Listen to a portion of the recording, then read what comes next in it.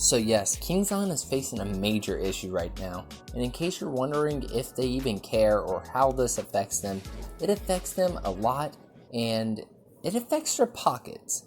Now, if you don't know what I'm talking about, a large majority of the money that Kings Island generates is from the GP, the general public, not from coaster enthusiasts. So therefore, when the GP is in an uproar about all these guidelines set out, it really does look like Kings Island's pockets will be incredibly hurt this year. When it looks like the only people saying that they're going to go to the park this year is coaster enthusiasts and coaster YouTubers as myself, I should say. Now, what would Kings Island do about this? Well, I have 3 things that I think Kings Island might consider doing about this, because if they do nothing, their pockets can be incredibly hurt by this. The first thing Kings Island should do and could do would be to loosen up some of the restrictions that they do have on their parks because of the coronavirus. Now, I see this happening way more than I do any of the other reasons, just because this is an easy fix, and it is the one thing that majority of the people are complaining about. This is where their argument stems from to not go to the park.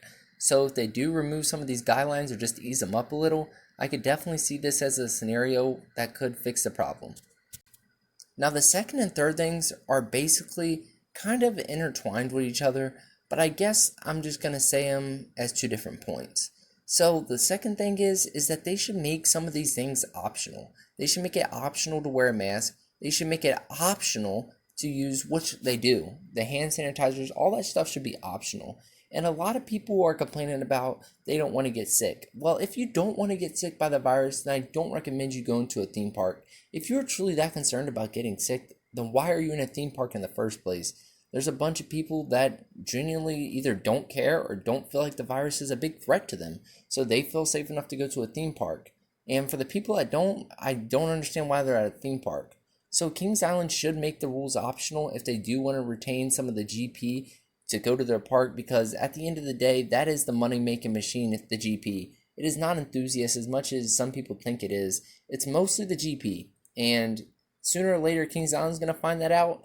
And if they already know, they're working on some changes right now. And the third thing is to come out with a statement or something just to show their side of the story and tell us why they think it's in our best interest for these things to go down, and try to convince us that what they have set forth is the best way to go forth with things. Because from what I'm seeing, it's just GP arguing their points. Kings Island needs to come out with a statement or something and say, look, we're doing this because of this. We're not doing it because of that. You know what I'm saying? They have to give their side of the story, because if not, this flame's just going to keep growing and growing to the point where Kings Island is in a semi-boycott, I guess you could say, until all these things start to come down. And I believe a subscriber of one of my last videos, he commented that I said the petition had 1,000. It is actually up to 10,000 signatures now, which is just crazy to think about, that many people genuinely care about one subject. And so what we got to really think about is that's just for the mask. What about all the other rules that people are very upset about? The reservations, the pre-health scannings, the temperature checks. Some people say that it's going to be too hot out for the accurate temperature checks to even happen.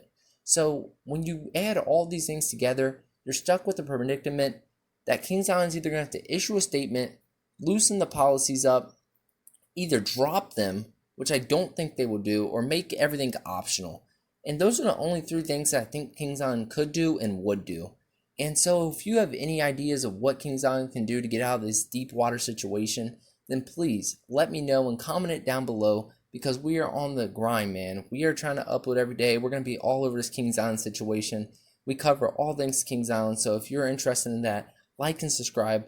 And with that being said, I do have one more question that I do want y'all to answer down in the comment sections below, because I've done all the research I possibly can, so I'm wondering if any of you guys have any intel on this.